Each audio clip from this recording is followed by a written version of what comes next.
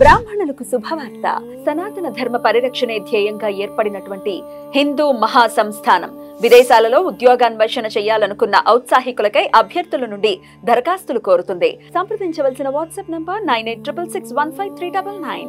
నమస్తే, welcome to our channel. నేను పద్మిని. ప్రస్తుతంతో పాటు ప్రముఖ ఆధ్యాత్మికవేత్త, వాస్తు జ్యోతిష పండితులు కేఎస్ఆర్ గారు మనతో పాటు ఉన్నారు. మాట్లాడదాం. సార్ నమస్తే. సార్ సార్ ముందుగా మీకు వినాయక చవితి శుభాకాంక్షలు. సార్ మీకు మన తోటి ప్రేక్షకులందరికీ కూడా వినాయక చవితి శుభాకాంక్షలు. Thank you so very much sir. Last year ఒక ఇంత కన్ఫ్యూజన్ ఉండింది, ఈ రోజు చేసుకోవాలా రేపు చేసుకోవాలా, అపరాహ్న కాలంలో వినాయక చవితి మధ్యాహ్నం లేదు, పొద్దున్న లేదు, సాయంత్రానికి లేదు. అబ్బా ఈ కన్ఫ్యూజన్ సిద్ధాంతానికి దృక్ సిద్ధాంతానికి ఒక భీకరమైన వార్ జరిగింది. ఈ వార్ లో పాప అమాయకంగా ప్రేక్షకులు మారిపోయారు, భక్తులు మారిపోయారు. ఎవరు ఇష్టం వచ్చినట్టు వాళ్ళు చేసుకున్నారు. కానీ నాకు అందిన సమాచారం ప్రకారం మనం అమ్ముకునే వాళ్ళు మొత్తం బాగుపడినట్టుగా 2 రోజులు అమ్ముకున్నాము. లేకపోతే మొదటి రోజు బిచానా ఎత్తేయాల్సి వచ్చేది. నేను మర్నాడు చేసుకున్నాను, అందరూ కూడా ముందు రోజు చేసుకున్నారు, కానీ నేను మర్నాడే. మీరు మర్నాడే కదా, అందుకని సిద్ధాంత ప్రకారమే చేసుకున్నాం లాస్ట్ ఇయర్. అయితే మేము కూడా బాగుపడ్డాం అని అనుకోవచ్చు, మనం కూడా బాగుపడ్డాం. తక్కువకి వచ్చాయన్ని విగ్రహం గానీ పత్రిక గానీ బాబు తీసుకెళ్ళండి అవును రైట్ అని చెప్పి తక్కువకి వచ్చాయి. ఎనీవేస్ ఇప్పుడు జరిగిన మనం మంచి అనుకోవాలి. అందుకే positive thinking is always best. Definitely. అయితే ఇప్పుడు ఇట్లాంటి ఈ ఇయర్ అట్లాంటి కన్ఫ్యూజన్స్ లేవు. అవును, అది చాలా ఆనందకరమైన విషయం. డెఫినెట్లీ అందరికీ కూడా చక్కగా 7వ తారీఖే చేసుకోవాల్సిన సూర్యోదయానికి ఉంది, మధ్యాహ్నం ఉంది, సాయంత్రానికి ఉంది. సో ప్రశాంతంగా చవితి ఎలా చేసుకోవచ్చు.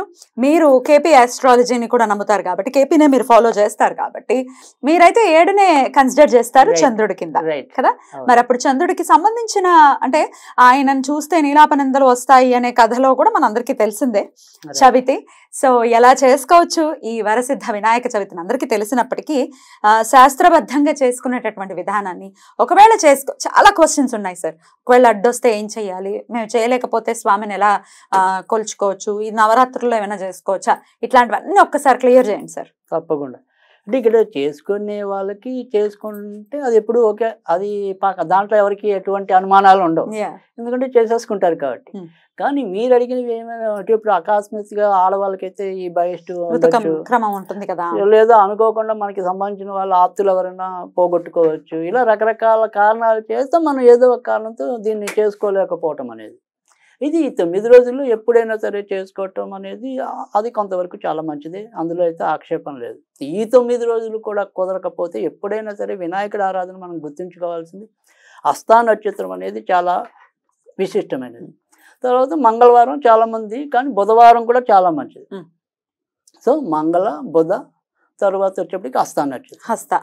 ఈ 3 రోజుల్లో ఎప్పుడైనా వీలు చూసుకుని మనం చేసుకోవచ్చు. అది చవితి కలిసి వస్తే ఇంకా మంచిది. చవితి కలిసి అంటే చవితి అనేది దానికి చాలా మంచి. అంటే సంకష్టాలు ప్రతి నెల ఉంటుంది, చేసుకోవచ్చు. ఎందుకంటే కంపల్సరీ ఈ గణపతిని అన్నది అసలు ప్రతిరోజు స్మరించుకోకుండా మనం ఎలాగో ఉండలేము. కానీ వినాయక చవితికి ఒకవేళ చేసుకోకపోతే ఖచ్చితంగా చేసుకోవాలి, ఎందుకంటే అన్ని వరాలు ఇచ్చేవాడు ఆయన. తర్వాత ఇప్పుడు ఏదైతే ఉందో అంటే ఇప్పుడు త్రిమూర్తులు ఆదిశక్తి కంటే కూడా ముందే ప్రణవనాద రూపంలో ఈయన ముందు ఉదయించాడు అని చెప్పి కూడా అవతరించాడని కూడా, కనుక గజాన్ని మనం ముందు సేవించాలి, తరించాలి. అంతే. కలియుగంలో వినాయకుడిని చండిని వీళ్ళిద్దరిని వదిలే పరిస్థితి ఉండదు, ఉండకూడదు కూడా. రైట్. అందరూ కూడా చాలా ఉత్సాహంగా ఉల్లాసంగా చేసుకునేటటువంటి, పైగా అందరికి తెలిసిన పండుగ. అందరికీ ఇప్పుడు దీపావళి తర్వాత అనుకోండి, ఈ వినాయక చవితి దీపావళి అంటే అందరూ ఆల్మోస్ట్ ఐకమత్యంగా చేసేసుకోవటం అనేది ఉంటుంది. చాలా ఆనందపరమైన పండుగ ఇది నిజంగా చెప్పాలంటే. మరి స్వామికి పూజా విధానం తెలిసినప్పటికీ ఇంకా ఎలా సార్ శాస్త్రం అంటే ఏం చెప్పింది, ఎలా చేసుకోవాలి ఖచ్చితంగా, ఇది మాత్రం మిస్ అవ్వద్దు అనే పాయింట్ ఏదైనా ఉందా? అంటే ఇది మిస్ అవ్వద్దు అనేది ఎప్పుడు కూడా అంటే మనకి పూజలో అదే నేను చెప్తున్నా, ఇది మిస్ అవ్వద్దు అంటే చాలా వరకు ఏంటంటే కొన్నిటికి ఆంక్షలు అనేది, అంటే ఇప్పుడు మనం గతంలో కూడా చెప్పుకున్నాం, ఈ తామసారాధన ఏదైనా ఉంటే దానికి సాయంకాలం శ్రేష్టము అని చెప్పి. సో ఇక్కడ వినాయకుడి పూజలకి ఎప్పుడు కూడా మనకి ఏంటంటే ఏదైనా సరే మధ్యాహ్నం అంటే కనీసం 11ంటికి మొదలెడితేనే ఎక్కువ మంచిది. సో 11 నుంచి ఇంకా వారు వారి ఇష్టం ప్రకారం చేసుకోవచ్చు. ఎందుకంటే వినాయకుడు విష్ణు స్వరూపంగానే భావిస్తాం. సో అందుకని ఇక్కడ ఏంటంటే వినాయకుడు లేదా విష్ణుమూర్తి వీళ్ళకి సంబంధించిన ఆరాధన ఎప్పుడు కూడా లక్ష్మీదేవికి సంబంధించింది. వీళ్ళు ఇది కొద్దిగా రాజసిక కాలాల్లో జరిగితేనే ఎక్కువ మంచిది. అందుకని ఉదయం 11 నుంచి చేసుకుంటే కనుక ఇంకా శ్రేష్టం. అది కూడా అదే చెప్పింది వినాయక చవితి వ్రతకల్పాల్లో కూడా అపర్ణ వేళ కానీ అలా చేసుకోమని చెప్పింది. అందుకే మీకు ఆల్మోస్ట్ ఏదైనా సరే బయట ఈ ఉత్సవాలు నిర్వహించే వేదికలు అన్నింటిలో కూడా 12 ఆఫ్టర్ 12 ఎక్కువ చేస్తారు, లేకపోతే సాయంత్రం మాటలు చేసుకుంటారు. సో అందుకని అదొకటే ఉంది తప్ప అది కూడా కంపల్సరీ అని నేను అన్నాను. బట్ ఉన్న ధర్మంలో అయితే అదే ఉంది. మధ్యాహ్నం ఎలాగో పనులు అయ్యి అన్ని రెడీ చేసుకునేసరికి అదే సమయం అవుతుంది. అదే కదా మరి పాల వెళ్ళిన అలంకరించుకోవడం ఇవన్నీ ఉంటాయి కదా. సో అందుకని అంటే బద్దకస్తులు అప్పటికప్పుడే చేస్తారు కదా. రైట్. సో 11 తర్వాత చేసుకోవటం అనేది సూచిస్తుంది. రైట్ అండి. అయితే ఈ వినాయక చవితిలో ఖచ్చితంగా ప్రధానమైన అంశం ఏంటి అంటే ఖచ్చితంగా కథ చదువుకోవాలి, అక్షతలు వేసుకోవాలి నెత్తి మీద. అది అందరికీ తెలుసు కదా, అందరికి తెలిసింది. లేదంటే చంద్రుడు తెలియని కల్పనలో ఎలాగ వచ్చేస్తుంది. చంద్రుడేమో ఇవాళే పని కట్టుకున్నట్టు మనకే కనపడుతూ ఉంటాడు ఒకవేళ పూజ చేసుకోని పక్షంలో. ఆ రోజు మరీ పీకుతుంది చంద్రుని చూస్తే పోలా కనపడిపోతూ ఉంటాడు. ఇప్పుడు కాస్త మబ్బులు ఉన్నాయి కాబట్టి కనపడే మానవుడి యొక్క సహజ ధర్మం ఏంటంటే వద్దన్నదే చేయబుద్ధి వేస్తుంది. అయితే మేము సూతకంలో ఉన్నామండి, మేము పూజ చేసుకోలేదు, మరి మాకు ఇలా నీలాప నిందనలు వస్తాయా ఒకవేళ చంద్రుడిని కనుక చూస్తే అనే క్వశ్చన్ వస్తే దానికి ఆన్సర్ ఏంటి? అంటే ఇక్కడ పూజ చేసుకున్నట్టు చేసుకోకపోయినా నీలాప నిందలు వస్తాయి కాబట్టి మనం చూస్తాం తప్పు కాబట్టి ఈ కల్పన చేసుకుని అత్యంతలు వేసుకోండి అనేది. మరి సూతకంలో ఉన్న వాళ్ళు చేయకూడదు అంటారు కదా. అది ఇప్పుడు మనం చేసుకోకపోయినా సంకల్పం చెప్పుకోవచ్చు అనే ఉంది యాక్చువల్ గా. ఎలా పలానా తర్వాత నేను చేసుకుంటానని సంకల్పం చెప్పుకోవటమే. కథ మటుకు వినొచ్చా? కథ వినొచ్చు. పూజ చేసుకోకూడదు, వీళ్ళ సంకల్పం అనేది దాంట్లో జోడించకూడదు, వీళ్ళ గోత్రనామాలు అంతే తప్ప కథ వినడానికి ఆక్షేపం. కానీ అత్యంతలు వేసుకోకూడదా? సూతకంలో ఉన్న వాళ్ళు వేసుకోకూడదు. మండపం దగ్గర వేసేసుకున్నాం, కథ విన్న పుణ్యం ఎలాగో దక్కుతుంది కాబట్టి కనీసం అంత మాత్రం. అంటే ఏదైనా సరే మనం పురాణ కాలక్షేపాలు కానీ ఇలాంటి కథ సత్సంగాలు కానీ ఇలాంటి వాటిలో తప్పకుండా పాల్గొచ్చు. దానివల్ల మనకి ఎంతో కొంత పుణ్యం దక్కుతుంది కనుక ఆ రకంగా ఆ నీలాప నిందల నుంచి మనం బయటపడడానికి ఉంటుంది. రైట్ అండి. ఇక వినాయక చవితి ఇది మేము చేయలేకపోతున్నాం, వేరే ధర్మంలో ఉన్న వినాయకుడు అంటే మాకు ఇష్టం అనే వాళ్ళు కూడా లేకపోలేరు. మరి వాళ్ళ కోసం ఏదైనా స్విచ్ వర్డ్ రూపంలో చెప్తారా?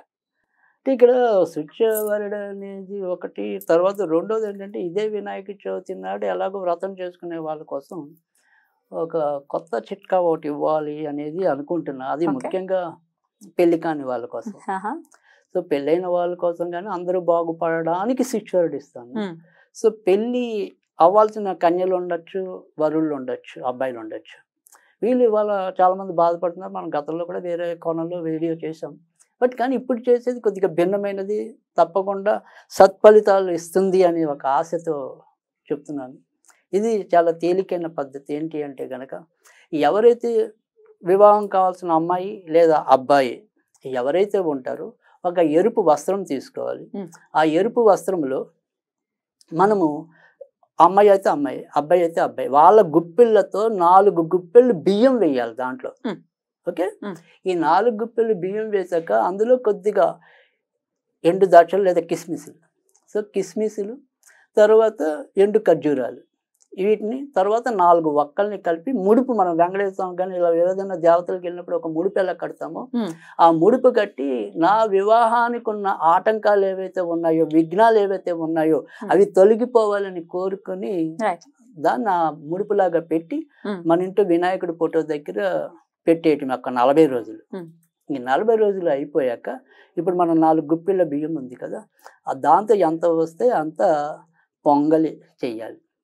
వీటిలో మనం ఉపయోగించిన ఒక ఒక్కలు తప్ప మిగతావన్నీ కలిపేయాలి.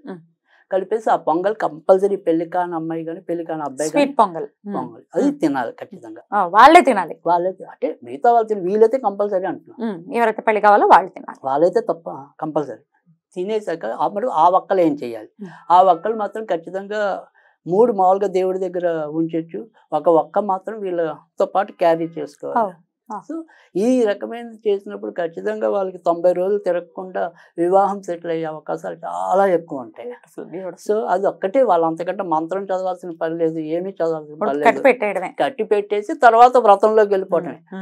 వ్రతం ఎలాగో చేస్తారు కదా, దీన్ని వ్రతానికి చేసే ముందే సంకల్పం చేసుకోండి. కానీ వాళ్ళు ఎవరైతే పెళ్ళే వాళ్ళో వాళ్ళే చెయ్యాలి. రైట్. పిల్లల కోసం మేం చేసేస్తాం తల్లిదండ్రులు అంటే కుదరదు, మేము మా పిల్లలు చేయరండి చెప్తూ ఉంటారు.